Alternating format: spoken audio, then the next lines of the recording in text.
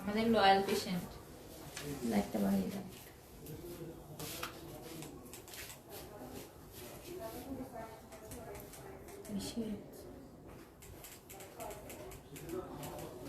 এটা না দিয়ে লালটা দেন। ব্যাকা কেন করেছে?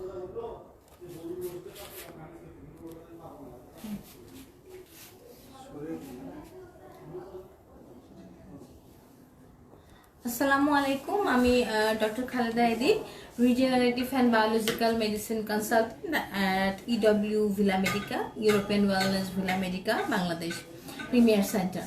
সো আজকে আমি লাইভে এসেছি প্রায়, আজকে বোধহয় আমার 7 বা 8 নম্বর লাইভ। তো নতুন করে ইন্ট্রোডাকশন দেওয়ার তেমন কিছুই নেই। ইউরোপিয়ান ওয়েলনেস ভিলা মেডিকা একটি জার্মান বেসড হাসপাতাল। সবাইকে আমন্ত্রণ আমার এই লাইভ প্রোগ্রামে লাইভ দেখার জন্য।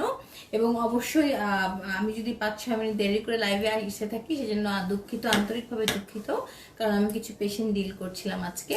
সো এনিওয়েজ, আর যে কথাটা বলতে চাচ্ছি যে ইউরোপিয়ান ওয়েলনেস ভিলা মেডিকা একটি জার্মান হাসপাতাল এবং এটার ব্রাঞ্চ শুধু বাংলাদেশে না, এটার ব্রাঞ্চ আছে সুইজারল্যান্ডে, ব্যাংককে, ফিলিপিনে, দেন মালয়েশিয়াতে, চায়নাতে এবং বাংলাদেশে। So we are very blessed যে আমরা এরকম স্ট্যান্ডার্ড ইউরোপিয়ান কান্ট্রি লেভেলের কিছু হসপিটাল আমরা আমাদের এখানেও পাচ্ছি বাংলাদেশে। So without any travel, without any time waste and everything. So okay, আমরা আমার লাইভ শুরু করি। আজকে আমার লাইভের আমি লাস্ট 2 or 3 লাইভ একটু কনসিকুয়েন্টলি মেনটেন করছি, যে প্রথমে আমি একটা পোস্ট দিচ্ছি, তারপরে আমি একটা রেকর্ডিং দিচ্ছি, তারপরে তার উপরে আমি লাইভলি জিনিসটা দেখাচ্ছি যে ইউরোপিয়ান ওয়েলনেস ভিলা মেডিকায় আসলে আমরা কি কি করি। সো যার জন্য আমার এই লাইফটা একদম প্রথম, তার জন্য হচ্ছে এতটুকু বলবো যে ইউরোপিয়ান ওয়েলনেস ভিলা মেডিকায় আমরা বিভিন্ন ক্রনিক ডিজিজের ট্রিটমেন্ট করছি, লাইক ডায়াবেটিস, হাইপারটেনশন, বডিতে কোনো হেভি মেটাল আছে কিনা, কোলেস্ট্রল আছে কিনা, ব্লক হওয়ার পসিবিলিটিস আছে কিনা, hormonal imbalance, then any kind of hair problem, skin problem, তারপর nutrition related issues, then autism, Down syndrome, many chronic diseases we are dealing with. So mainly আমরা এখানে ডিল করছি জার্মান প্রোটোকল ফলো করে, normal যে conventional ডক্টররা যেভাবে কাজ করছেন সেভাবে না, একটু ডিফারেন্ট ওয়েতে, but of course scientific medical scientific ওয়েতে কাজ করছি। So it's not Ayurvedic or it's not homeopathic, nothing. So 100% medical science, but a medical science new invention of German, but they did clinical trial on this 20 years. So it started since 1942, 1942 সাল থেকে তারা clinical trial শুরু করেছে এবং তারপরে যখন সাকসেসফুলটা এসছে তাদের ক্লিনিক্যাল ট্রায়ালে, তখন আসলে দেখা গেছে যে তারা এটার ইমপ্লিমেন্টেশন শুরু করেছে 1963 থেকে জার্মানে। তারপর আস্তে আস্তে এর বিভিন্ন ব্রাঞ্চ বিভিন্ন দেশের বাইরে, জার্মানের বাইরে, সুইজারল্যান্ডে, ব্যাংককে এভাবে ছড়িয়েছে। এখন বাংলাদেশে আমরা প্রায় 1.5 বছর ধরে এই সেন্টার রান করছি এবং সাকসেসফুলি রান করছি। সো আফটার গেটিং সাকসেস আমরা আসলে আমাদের প্রমোশনে এসেছি। সাধারণত সবাই প্রমোশন আগে করে, পরে সাকসেসে আসে। সো আমরা doing the opposite things after getting some success from the patients and from doctors as well. Doctor satisfaction না থাকলে কখনো কোনো হসপিটাল চলতে পারবে না। সো অফকোর্স আমরা ডক্টরস এখানে যারা কাজ করছি, we are satisfied by treating patients with this protocol, German protocol.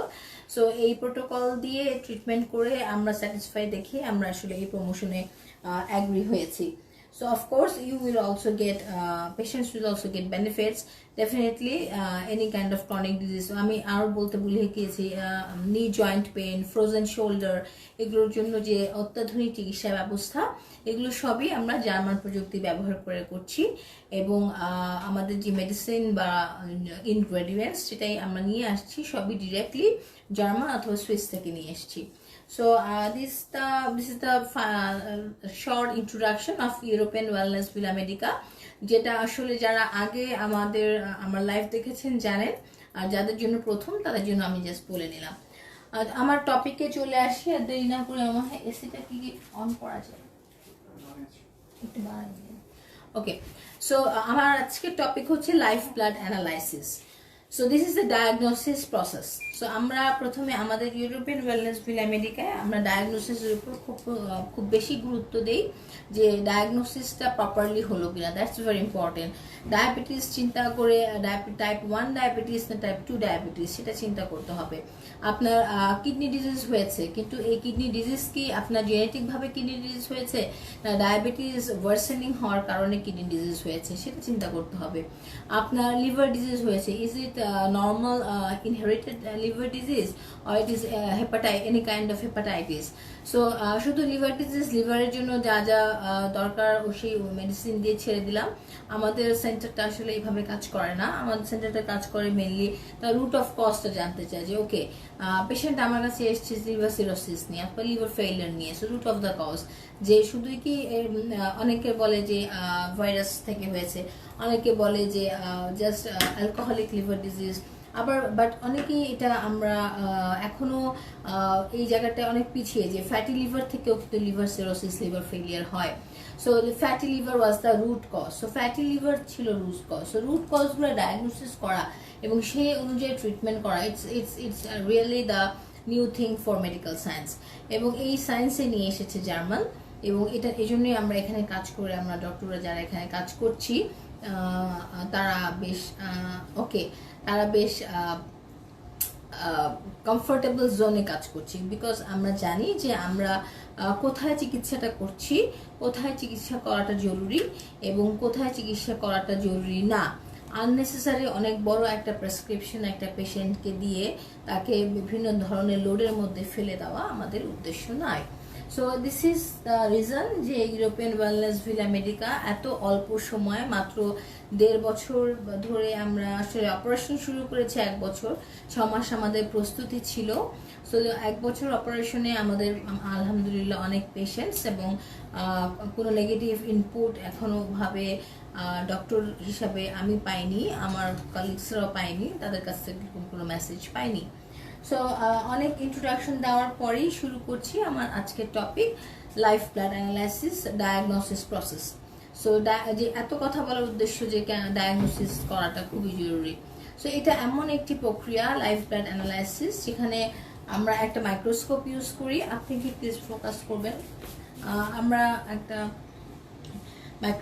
আরেকটু মনিটর সহ বাস এনাফ। সো আমরা একটা মাইক্রোস্কোপ ইউজ করছি এবং একটা এলইডি মনিটর টিভি ইউজ করছি, দ্যাটস অল। এবং আমার সামনে একটা পেশেন্ট আছেন, পেশেন্টটা একটু ফোকাস কর। পেশেন্টকে আমি ডেমো হিসেবে রেখেছি, একটু আপনার ফিঙ্গারটা দেন। সো আমরা ওনার কাছ থেকে জাস্ট প্রিকশনের সব কিছু মেনটেন করে 1 ড্রপ অফ ব্লাড এখান থেকে নিব, জাস্ট লাইক ব্লাড সুগার যেভাবে বাড়িতে টেস্ট করে সেভাবে আমরা 1 ড্রপ অফ ব্লাড নিব, এর বেশি আর কিছু করব না। সো এই ব্লাডটা নিয়ে আমরা, can you please focus on this? So এই ড্রপ ব্লাডটা নিয়ে যদি দেখতে পান এখানে একটা স্লাইড আছে। সো এই স্লাইডের মধ্যে আমরা ব্লাড ড্রপটা নিচ্ছি এবং নিয়ে এই স্লাইডের মধ্যে আমরা 1 ড্রপ অফ ব্লাড নিচ্ছি পেশেন্টের, নিয়ে আমরা ডিরেক্টলি চলে যাচ্ছি আমাদের মাইক্রোস্কোপের নিচে।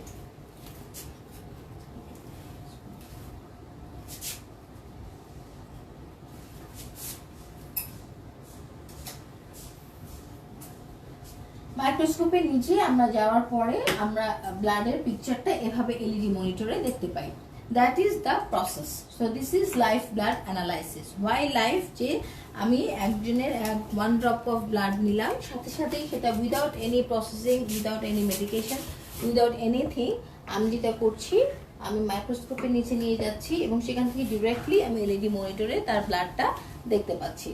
So this is the way যে আমরা লাইফ ব্লাড অ্যানালাইসিস করছি। তো তাহলে বুঝতেই পারছেন যে এটা ইট tax only 5 minutes to do the diagnosis. এই ডায়াগনোসিসটা করতে আমার মাত্র 5 মিনিট লাগবে। আমি এক করে গেলে কোয়েশ্চেন আনসার দেখতে পারবো না। ওকে, হ্যাঁ ঠিক আছে। না আমি টিভিটা ফোকাস করতে হবে, আমি কোয়েশ্চেন দেখে। ওকে, তো এটা 5 মিনিট, পুরো প্রসেসটা করতে আমার 5 মিনিট লাগছে, এর বেশি লাগছে না। 5 মিনিটের মধ্যেই আমার প্রসেস শেষ এবং পেশেন্ট খুব একটা ব্যথা পেয়েছে বলে মনে হয় না, জাস্ট ব্লাড সুগারের মতো একটা প্রিক, দ্যাটস অল। সো সাথে সাথে আমরা আসলে দেখতে পাচ্ছি যে এখানে একটা পেশেন্টের ব্লাডের কি অবস্থা। সো এখানে আমরা এখন আমার যেটা কথা যে এখানে আমরা আসলে কি কি দেখব। ওকে, না লাইট নিবেন না, লাইট না। আমরা এখানে আসলে ব্লাডের কি কি দেখব। সি, এখানে আমরা দেখছি কিছু চেঞ্জ, গোল গোল কিছু শেপ দেখতে পাচ্ছি। এগুলো সব আমাদের আরবিসি, এগুলো হচ্ছে রেড ব্লাড সেল। ব্লাডের 3 ধরনের সেল থাকে যদি আমরা বলি, তাহলে 3 ধরনের সেল থাকে। তার মধ্যে একটা হচ্ছে রেড ব্লাড সেল, যেটা মেজর পার্ট অফ ব্লাড, আর একটা হচ্ছে হোয়াইট ব্লাড সেল, যেটা হচ্ছে সেকেন্ড মেজর পার্ট, অ্যান্ড আরেকটা হচ্ছে platelets. So RBC is the major part, যেটা আপনারা দেখতে পাচ্ছেন এরকম গোল গোল বড় বড়। So this all are RBC. So আরবিসির কাজ হচ্ছে মেইনলি হিমোগ্লোবিন ক্যারি করা বডিতে, এবং হিমোগ্লোবিন অক্সিজেন ক্যারি করছে। সো বুঝতেই পারছেন, this is the major part or major cell of our body. আমাদের বডির মেজর সেলই হচ্ছে red blood cell. So red blood cell যদি ঠিকমতো কাজ না করে, অথবা আমরা যদি নিজে দেখতে পাই লাইভ ব্লাড অ্যানালাইসিসের থ্রুতে যে আমার রেড ব্লাড সেল ড্যামেজ হয়ে গেছে, তখন আসলে আমি বুঝতে পারবো যে একটা মানুষ আস্তে আস্তে ডিজিজ প্রসেসে যাচ্ছে কিনা। সো এটা হচ্ছে নাম্বার 1, যে আমি এই লাইভ ব্লাড অ্যানালাইসিসে দেখতে পাই যে আমার রেড ব্লাড সেলগুলো কেমন আছে এবং এর ফ্লো কেমন আছে। এই পেশেন্টটা, এই ডেমো পেশেন্টের রিপোর্ট না, এটা আগের একটা প্রিভিয়াস পেশেন্টের রিপোর্ট, যার ব্লাড ফ্লো এরকম ভালো ছিল না। সাধারণত যাদের ব্লাড ফ্লো ভালো থাকে তখন আমরা দেখি এটা খুব তাড়াতাড়ি মুভ করে, এবং এই যে আরবিসি গুলো দেখছেন এগুলো রোলেক্স ফর্ম বলি, একটার সাথে একটা লেগে আছে, এরকম লেগে থাকে না, এটা ছাড়া ছাড়া থাকা উচিত আইডিয়ালি। সো আমরা আপনাকে একটা আইডিয়াল পিকচারও পরে দেখাবো যে আইডিয়ালি এটা ছাড়া ছাড়া থাকা উচিত ছিল, বাট এই পেশেন্টটা সেটা নেই, বিকজ এই পেশেন্টটা ডিজিজ প্রসেসে ছিল। সো এইটা দেখে আমি বুঝে গেলাম যে he or she is not a normal patient, he or she has some disease process, কারণ তার ব্লাড ফ্লো ভালো নেই, তার ব্লাড ডিস্ট্রিবিউশন, ব্লাড সেলগুলো ভালো নেই। আরেকটা যেটা লক্ষ্য করেন আরবিসি গুলোর যে স্ট্যান্ডার্ড সাইজ অ্যান্ড শেপ থাকা উচিত, সেটা হচ্ছে হয় ওভাল শেপ হবে অথবা রাউন্ড শেপ হবে, কিন্তু আমরা এখানে যদি ম্যাক্সিমামই খেয়াল করি ভাঙা ভাঙা অনেকটা ভাঙা সেল যেটাকে বলে ড্যামেজ সেল আর ব্রেকেজ সেল, এই যে দেখেন এই বর্ডার গুলো ভেঙে গেছে। আমি বর্ডার গুলো একটু দেখাচ্ছি, ভাঙা বর্ডার গুলো একটু দেখাচ্ছি, যেগুলো দেখলে বুঝতে পারবেন। ওকে, টু সি, আমি এখানে স্টপ করি। তো এই this are the damage cells. তো এইগুলো সব কিন্তু ভাঙা, সি, নট রাউন্ড, দেখেন এগুলো সব ভাঙা cells. So it means cells are damage. RBC এই স্লাইডটাতে অ্যাবাউট 40% আরবিসি ইজ ড্যামেজ। আমি জানি না কোনো কোয়েশ্চেন আসছে কিনা। নিড টু ফোকাস অন মনিটরে ফোকাস করেন please. Yes, thank you. Okay, so zoom করতে হবে না, জুম করতে হবে। সো ভাঙা সেল যেগুলো বলছি, এই যে এরকম ভাঙা সেল যেগুলো আছে, এগুলো দেখে এই স্লাইডটাতে আমি দেখতে পাচ্ছি অ্যাবাউট 40 to 50% সেলই হচ্ছে ভাঙা। সো এই ভাঙা সেলগুলো আসলে রিপ্রেজেন্ট করে যে আপনার বডিতে ব্লাড সার্কুলেশন ভালো নেই, কোনোভাবে আপনার বডিতে কোলেস্ট্রল আছে, অথবা কোনো কারণে আপনার সেল ড্যামেজ হয়েছে, কোনো কারণে বডিতে টক্সিনস আছে যেগুলো সেলগুলোর সাথে অ্যাটাচ হয়ে। সো দেখাচ্ছি আমি টক্সিনসও আমি পরে দেখাবো। সো আমি নাম্বার 1 যেটা বলতে চাচ্ছিলাম যে আমি প্রথমেই দেখবো যে আমার আরবিসির সাইজ, শেপ এবং ফ্লো, ব্লাড ফ্লো কেমন আছে। তো this is the first point. And the second point, এখন আমি বলছি টক্সিনসের কথা। যদি আমি দেখি যে ব্লাড ফ্লো ভালো নেই এবং ম্যাক্সিমাম সেল এরকম ব্রেক করা সেল, সেই ক্ষেত্রে আমি টক্সিনস খুঁজবো।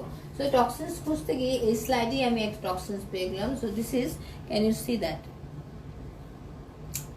This is the toxin. এটা কালো আমরা দেখতে পাচ্ছি একটা অংশ, যেটা ব্লাড সেলের সাথে খুব ক্যাচি ভাবে লেগে আছে, এবং এগুলোই কিন্তু আলটিমেটলি ব্লাড সেলগুলোকে ড্যামেজ করে।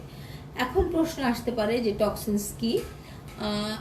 আপনি ওদিকে ঘুরে যদি আমার জন্য কোয়েশ্চেনগুলো দিতেন, নতুন কোনো কোয়েশ্চেন আছে জাস্ট আমাদেরকে তাকাবেন। Okay, no. So okay okay so toxins হচ্ছে এমন কিছু হেভি মেটালস বা আনওয়ান্টেড ম্যাটেরিয়ালস যেগুলো আমাদের বডিতে আমরা নোয়িংলি এবং আননোয়িংলি ইনহেল করছি everyday through food or through environment. কেউ স্মোকিং করছেন, কেউ টোব্যাকো নিচ্ছেন, কেউ অ্যালকোহল নিচ্ছেন।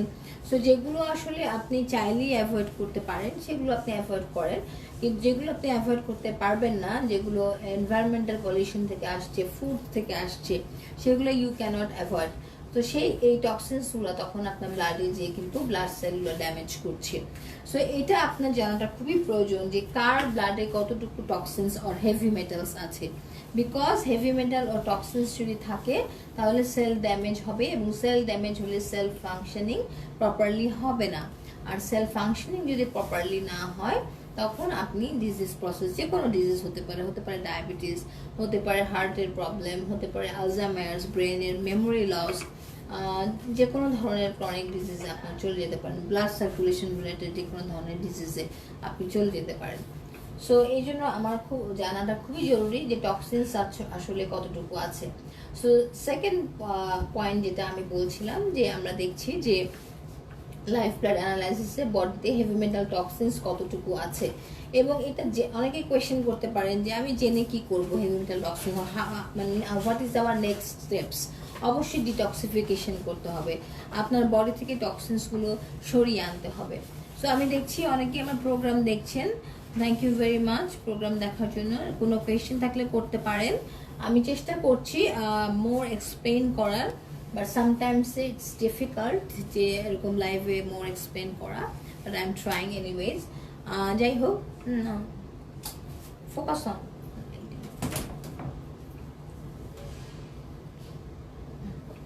ঠিক আছে। সো আমি চেষ্টা করছি, যেটা বলছিলাম নাম্বার 2, টক্সিন দেখে আমি কি করব। সো টক্সিন দেখে আমি যেটা করব সেটা হচ্ছে যে টক্সিন রিমুভ করব, ডিটক্সিফিকেশন করতে হবে। এটা এক্সাম্পল আমি সবসময় খুব সুন্দর একটা বাংলা উদাহরণ দেই, যে এক্সাম্পল দেই যে আপনার বাড়িটাকে বা আপনার ঘরটাকে যদি আপনি সুন্দর করতে চান তাহলে প্রথমে সেখান থেকে ওয়েস্ট প্রোডাক্টগুলা, নষ্ট জিনিসগুলো আগে সরিয়ে ফেলবেন, তারপরে নিশ্চয়ই ঘরটাকে ডেকোরেট করবেন। বডিও ইজ, আপনার নিজের বডিও is a storehouse of cells. So অনেক সেলস, এটা একটা সেলসের বাড়ি আপনার নিজের বডিটা। সো এখানে যদি আপনি চান যে আপনি সুস্থ থাকতে চাচ্ছেন, তো সেই ক্ষেত্রে অবশ্যই আপনাকে টক্সিনসগুলোকে রিমুভ করতে হবে। আদারওয়াইজ আপনি ধরেন ডায়াবেটিসের পেশেন্ট, ডায়াবেটিসের মেডিসিন নিচ্ছেন, তারপরে আপনি সিকেডিতে চলে গেলেন, কিডনি পেশেন্ট হয়ে গেলেন, কিডনির জন্য মেডিসিন নিচ্ছেন, কোলেস্ট্রল ইস্যুস হলো।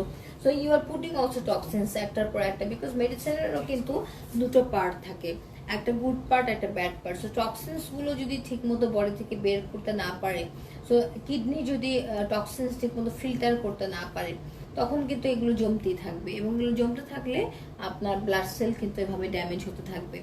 So this is very important to know যে আপনার ব্লাডের মধ্যে টক্সিনস আছে কি নাই।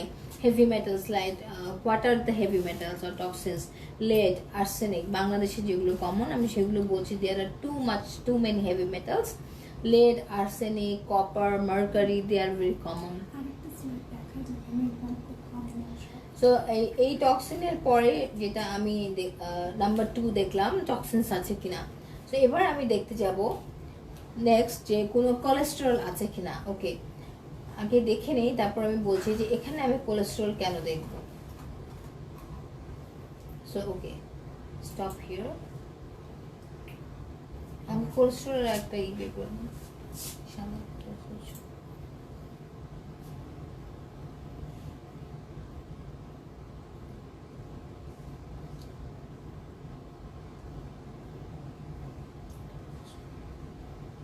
Cholesterol.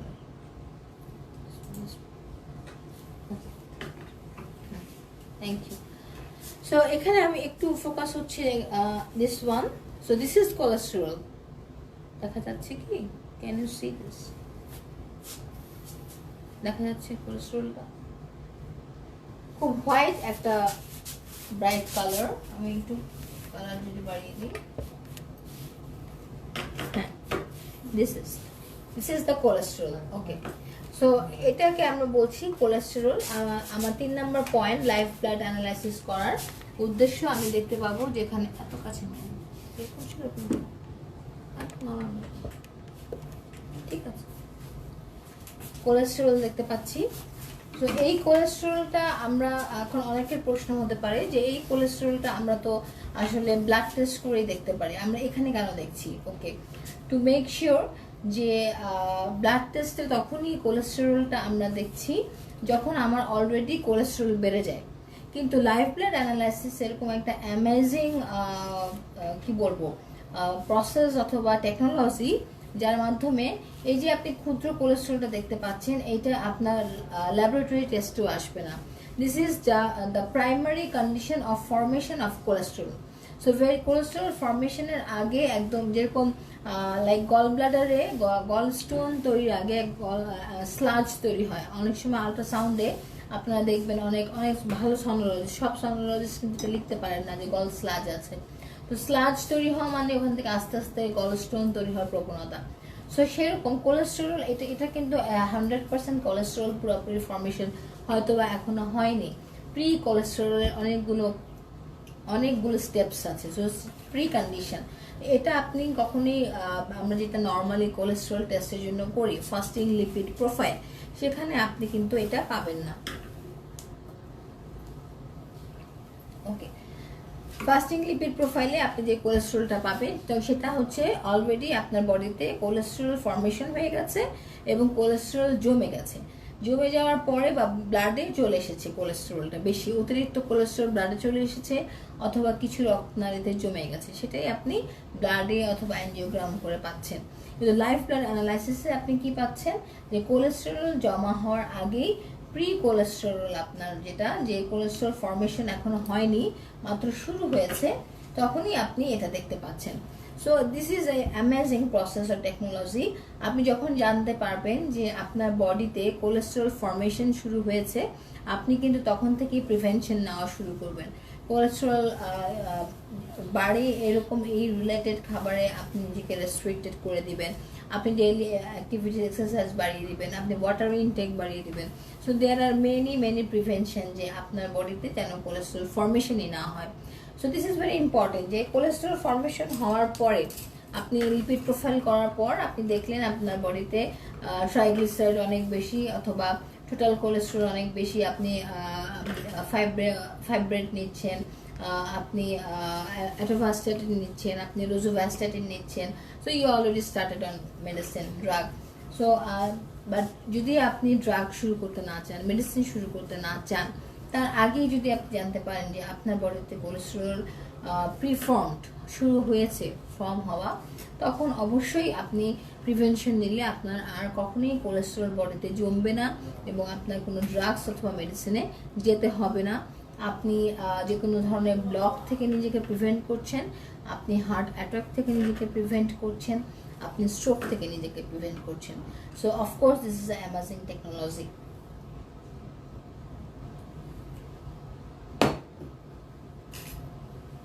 Okay, so this was our number 3 finding in live blood analysis. Now number 4, WBC count. Okay, to WBC slide.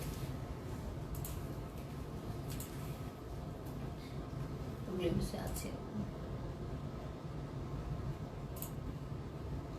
Okay, so see, this is a very good slide. এই পেশেন্টের ব্লাডগুলো শুধু একটু খেয়াল করে দেখেন, একদম ওয়েল ডিস্ট্রিবিউটেড, একটার সাথে একটা একটা একটু লাগানো আছে, বাকিগুলো খুব সুন্দরভাবে ডিস্ট্রিবিউটেড। কয়েকটা সেল ড্যামেজ আছে, দিস ইজ নর্মাল।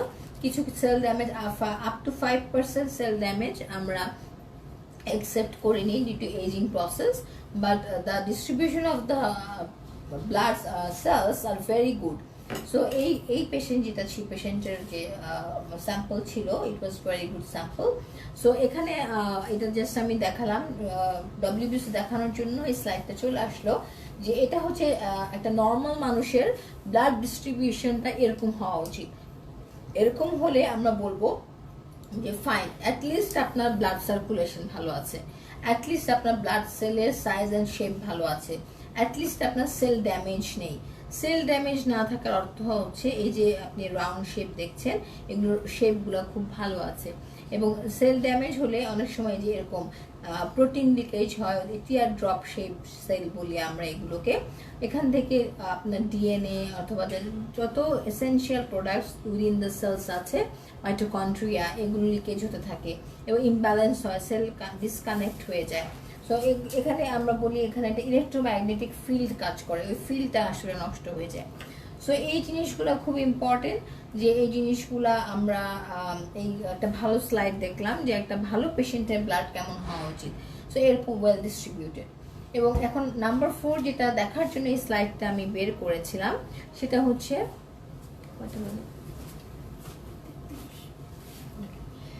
হচ্ছে WBC, so white blood cell. So this is the WBC। সাধারণত একটা স্লাইডে একটা পেশেন্টের একটা দুটো এরকম WBC ক্লাস্টার যদি থাকে, 2 থেকে 3টা, তখন আমরা মনে করব যে এই পেশেন্টের ব্লাড সার্কুলেশনে WBC কাউন্ট ভালো আছে।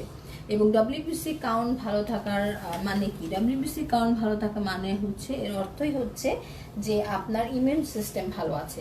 যদি এই স্লাইডে একটা WBC থাকতো, সাধারণত একটা দুটো 3টা আছে অ্যাকচুয়ালি এই স্লাইডে, এটা একটু লাইট দেখা যাচ্ছে, বাট আছে 1 2 and 3। সো যদি দেখা যেত যে একটা ক্লাস্টার আছে অথবা লেস দ্যান একটা ক্লাস্টার আছে বা কোনো ক্লাস্টারই নেই, অনেক সময় দেখা যায় অনেক স্লাইডে আমরা কোনো WBC দেখতেই পাই না, তখন আমার বুঝতে হবে পেশেন্টটা immunosuppressive. So immunosuppressive বুঝতে হলে কি হবে, এটা যদি, সো ডেফিনেটলি ইমিউনো সাপ্রেসিভ মানে আপনি বারবার যে কোনো ভাইরাস ব্যাকটেরিয়াতে আক্রান্ত হওয়ার চান্স আছে, আপনার যদি কোনো লাং ডিজিজ থাকার প্রবণতা বেশি থাকে ইমিউনোসাপ্রেসিভ পেশেন্টদের, বা ক্যান্সার আছে কিনা তখন সেটা আমাদেরকে ডিটেলস ইনভেস্টিগেশনে যেতে হবে, অথবা রিউম্যাটিক আর্থ্রাইটিস পেশেন্টদের ইমিউনোসাপ্রেশন থাকে, অথবা যে কোনো ক্রনিক অ্যালার্জি, আর কিছুই না, সিম্পল ক্রনিক অ্যালার্জি, তাদেরও এরকম WBC কাউন্ট কম থাকে এবং ইমিউনোসাপ্রেশন থাকে। সো আমাদের এই WBC কাউন্টটা হচ্ছে 4 নম্বর পয়েন্ট, যেটা আমরা দেখব যে WBC কাউন্ট ঠিক আছে কিনা। WBC কাউন্ট ঠিক থাকা মানে হচ্ছে আপনার blood immune system is good. আর যদি WBC কাউন্ট ঠিক না থাকে, তার মানে আপনার ইমিউন সিস্টেমে কোনো ঝামেলা আছে। সো এটা জানার পরে যে ইমিউন সিস্টেমে কোনো ঝামেলা আছে, এরপরে আপনার কি করা উচিত? অবশ্যই ইমিউন সিস্টেম বুস্ট আপ করতে হবে। European Wellness Villa Medica immune system boost আপের জন্য বিভিন্ন ধরনের ব্যবস্থা অথবা ট্রিটমেন্ট রেখেছে। So we have whole body hyperthermia, we have megadose vitamin C. So এগুলো সবই আসলে ইমিউন সিস্টেম বুস্ট আপ করে। এবং এই ট্রিটমেন্টগুলো নেওয়ার পরে আবার পেশেন্টকে এরকম একটা লাইভ ব্লাড অ্যানালাইসিস করে দেখানো হয় যে তোমার ইমিউন সিস্টেম আগে এরকম ছিল, now it's improving. So this is really, আমি বলবো পেশেন্টের জন্য খুবই হেল্পফুল যে নিজের ট্রিটমেন্ট নিয়ে নিজে বোঝা যে আমি যে ট্রিটমেন্টটা নিচ্ছি কেন নিচ্ছি এবং নেওয়ার আগে এবং পরে আমার কি অবস্থা হলো। So this are the reason যে আমরা WBC কাউন্ট এখানে দেখি। And number 5, last of all, আমরা যেটা এখানে দেখছি, একটু প্লে করবেন প্লিজ। আপনার ডাইজেস্টিভ সিস্টেম কেমন আছে সেটা খুব ভালো বোঝা যায়, যেটাতে ফ্লোরা অনেক আছে।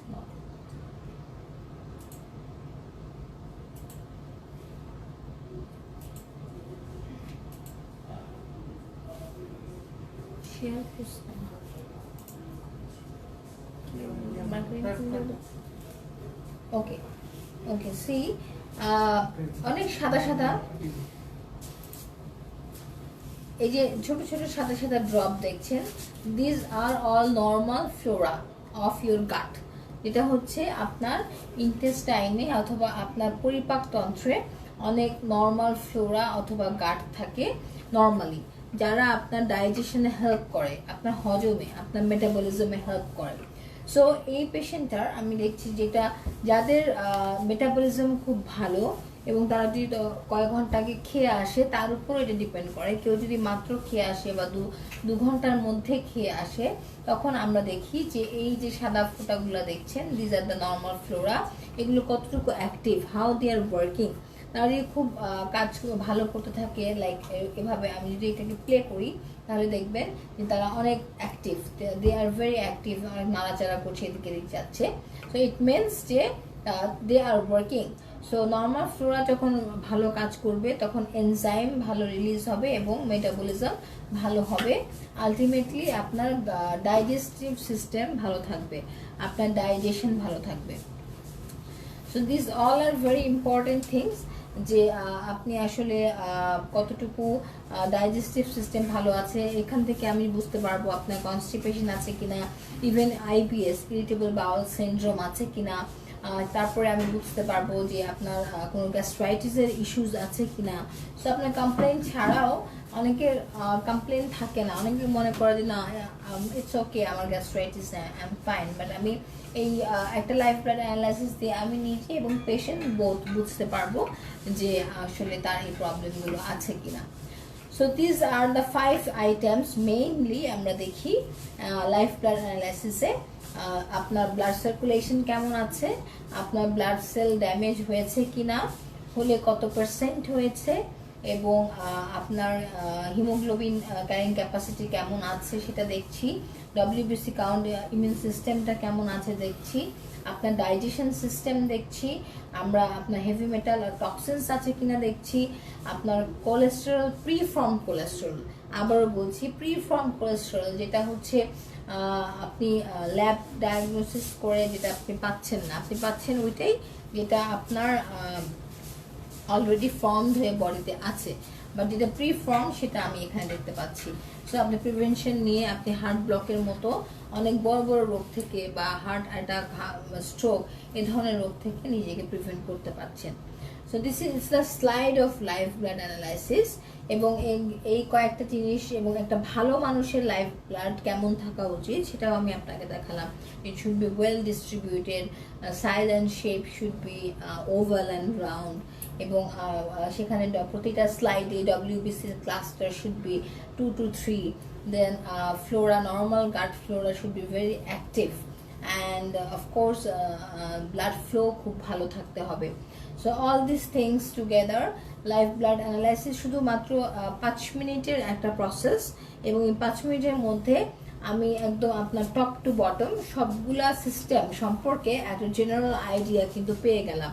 এবং ইম্পর্টেন্ট বিষয় হচ্ছে এই জেনারেল আইডিয়া পেতে আপনি ল্যাব ডায়াগনোসিস টেস্ট যেটা করবেন, ব্লাড টেস্ট করবেন, মিনিমাম 25 থেকে 30টা পরীক্ষা করা হবে, এবং সেখানে সিটি স্ক্যান থেকে শুরু করে এক্সরে থেকে শুরু করে অনেক কিছু থাকবে, বাট হয়তো বা ডায়াগনোসিস একটা হবে। বাট আমি যেটা করছি, আমরা যেটা করছি যে একটা জেনারেল প্রত্যেকটা সিস্টেম আপনার একদম নার্ভাস সিস্টেম থেকে শুরু করে liver, heart, kidney, lungs, blood circulation, এগুলো সব কিছু যখন বুঝে গেলাম তখন ওইটার উপরে স্পেসিফিক কিছু ল্যাব ডায়াগনস্টিক ইনভেস্টিগেশন টেস্ট দিলাম। এবং যে জিনিসগুলো আপনি নিজে জানেনও না যে এই প্রবলেমগুলো আমার হতে পারে, হওয়ার প্রবণতা আছে, সেটাও আমরা লাইফ ব্লাড অ্যানালাইসিসে বুঝতে পারলাম। ফোকাস চেঞ্জ করতে পারি।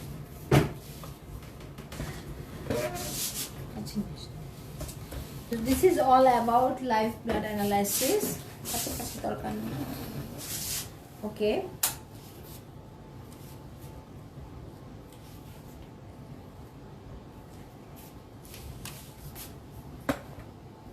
Okay.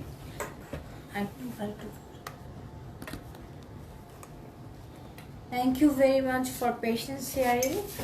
অনেকক্ষণ ধরে আমি লাইভ ব্লাড অ্যানালাইসিস নিয়ে আসলে আগে স্ট্যাটিক পোস্ট দিয়েছি, রেকর্ডিং করেছি, এখন আজকে লাইভ দেখালাম, বিকজ অনেকে মনে করতে পারে যে রেকর্ড করা কোনো জিনিস আপনাদেরকে দেখাচ্ছি, ব্যাপারটা এরকম কিছুই না। সো আমরা প্র্যাকটিক্যালি আসলে এটা সম্ভব, জার্মান এখন এটা নিয়ে এসেছে এবং আমরা এটা এখন খুব ভালোভাবেই করছি, এবং এটা করে মানুষ অনেক উপকৃত হচ্ছে। বিকজ সবচেয়ে বেশি আমার জন্য খুব ভালো যেটা দুটা জিনিস আমার কাছে পয়েন্ট মনে হয় বিং আ ডক্টর, যে ব্লাড সার্কুলেশন এবং সেল ড্যামেজ। যত সেল ড্যামেজ হবে তত আপনার এজিং প্রসেস হতে থাকবে। তো এজিং প্রসেস যদি হতে থাকে তখন বুঝতে হবে আপনার ক্যালেন্ডারে এই যদি 40 হয় তাহলে আপনার সেলের এই সেল ড্যামেজ বেশি হয়, তাহলে সেলের এজ যদি ড্যামেজ বেশি হলে সেলের এজ দেখা যাবে অনেক বেশি। আপনার ক্যালেন্ডার এজ 40, আপনার সেল এজ হতে পারে 50। তো সেই ক্ষেত্রে আমাদের সেই রকমেরও ডায়াগনস্টিক ডিভাইস আছে যেখানে আমরা ডিরেক্টলি সেলুলার এজ দেখতে পারি। তখনই আসলে আমরা এই লাইভ ব্লাড অ্যানালাইসিসটা করি যে তাহলে সেলুলার এজ এত বেশি কেন, হোয়াট ডাজ ইট মিন, নাকি কোনো সেল ড্যামেজ আছে কিনা, যদি সেল ড্যামেজ থাকে কেন আছে, if it is due to cholesterol or any heavy metal or toxins or any kind of disease, so or any digestive system problem, so অথবা কোনো blood flow related issue. So blood flow মানেই কিন্তু cholesterol না। So কিডনিতে problem থাকলেও কিন্তু blood ফ্লোতে problem হতে পারে, লিভারে প্রবলেম থাকলেও ব্লাড ফ্লোতে প্রবলেম হতে পারে। আপনার যদি ইন্টেস্টাইনে কোনো প্রবলেম থাকে, গাট ফ্লোরা যদি ভালো না থাকে, সেক্ষেত্রেও আপনার ব্লাড ফ্লো কিন্তু হ্যাম্পার হয়। সো অফকোর্স আপনার ব্লাড ফ্লোটা ভালো থাকাটা খুবই জরুরি এবং আমরা সেটা দেখব এই লাইভ ব্লাড অ্যানালাইসিসের থ্রুতে। সবচেয়ে যেটা ইম্পর্টেন্ট, বারবারই বলছি, সেল ড্যামেজটা দেখতে পাচ্ছি এবং আপনার ব্লাড কতটুকু, আপনাকে সার্কুলেশন যত ভালো থাকবে তত বেশি আপনার বডিতে অক্সিজেন ক্যারিং ক্যাপাসিটি ভালো দিতে পারবে। সো প্রত্যেকটা অর্গানে তত বেশি অক্সিজেন যাবে এবং অর্গান যত ভালো অক্সিজেন পাবে সেই অর্গান তত বেশি ভালো ফাংশন করবে। আর আরেকটা যেটা ইম্পর্টেন্ট আমার কাছে বিং আ ডক্টর খুব ইম্পর্টেন্ট মনে হয় যে কোলেস্টেরলের যে প্রিফর্ম অবস্থাটা আমরা এখানে দেখতে পারি, যেটা আমরা ডায়াগনোসিস করে লাইভ ব্লাড ফাস্টিং লিপিড প্রোফাইলে যে কোলেস্টেরলটা পাই, that is formed cholesterol, already জমে গেছে বা ব্লাডে চলে এসছে, বাট আমরা এটা একদম প্রিফর্ম, এখনো ফর্ম হয়নি, অন কন্ডিশনে, অন প্রসেসে আছে, সেই প্রসেসে আমরা আসলে দেখতে পাচ্ছি। সো এটা খুবই ইম্পর্টেন্ট যে যখন আমি দেখতে পাবো যে আমার কোলেস্টেরল ফর্মেশন শুরু হয়েছে, তখন থেকেই আমি সাবধান হয়ে যাব যে আমার বডিতে যেন কখনোই কোলেস্টেরল না জমে এবং কোনো ধরনের কোনো ইস্যুস না হয়। সো কয়টা বাজে ফারিহা? ওকে। সো আজকে আমি খুবই একটু টায়ার্ডও অনেক পেশেন্ট দেখেছি। সো দ্যাটস ওয়াই কোয়েশ্চেন মোটামুটি সব আনসারও হয়ে গেছে আমার মনে হয়, আমার ইসের মধ্য দিয়ে, এক্সপ্লেনেশনের মধ্য দিয়ে। তারপরে যদি আর কারো কোনো কোয়েশ্চেন থাকে সেই ক্ষেত্রে আপনারা আমাকে ইনবক্স করতে পারেন। নাও আমরা টেলিমেডিসিনে পেশেন্টদেরকে অ্যাডভাইস করছি, ইউরোপিয়ান ওয়েলনেস ভিলা মেডিকা। টেলিমেডিসিনে আমাদের ইনবক্সে কেউ যদি টেলিমেডিসিনে কোনো পরামর্শ নিতে চান সেটা করতে পারেন, যে কোনো সময় এসে লাইভ ব্লাড অ্যানালাইসিস করে যেতে পারেন। It's just takes 5 minutes and not like যে অনেক বিশাল কিছু প্রসেস বা খুব বেশি এক্সপেন্সিভ, এরকম কোনো কিছুই না। বাট নিজের সম্পর্কে একটা general idea you can have within 5 minutes only. So please have this and আমি আপনাদেরকে পার্সোনালি আমন্ত্রণ জানাবো ইউরোপিয়ান ওয়েলনেস ভিলা মেডিকায় এসে লাইভ ব্লাড অ্যানালাইসিসটা করে আপনার বডির কন্ডিশন, বিশেষ করে যারা অলরেডি 30 হয়ে গেছেন, অ্যাবাভ 30, অ্যাবাভ 25 আসলে এজিং প্রসেস শুরু হয়। সো অ্যাবাভ 30 থেকে সব ধরনের ডিজিজ প্রগ্রেশন শুরু করে। সো অ্যাবাভ 30 যখন হবে তখনই আপনারা আসলে একবার লাইভ ব্লাড অ্যানালাইসিসটা যদি করেন, তাহলে নিজের সম্পর্কে, নিজের ভিতরে ইন্টারনাল অর্গান সম্পর্কে আপনি আপনার ধারণা পেয়ে যাবেন। সো আজকে আমি এটা বলে একটু আগেই আমার লাইভটা শেষ করে ফেলছি। আগামী লাইভের পর্বের আরেকটি নতুন ডায়াগনোসিস ডিভাইস অথবা ট্রিটমেন্ট নিয়ে আসবো। টিল দেন কোনো কোয়েশ্চেন থাকলে ইনবক্স করুন, আমি আপনাকে মেসেজ করে আনসার করবো। Thank you very much for your patience hearing. Okay, ভালো থাকুন, সুস্থ থাকুন।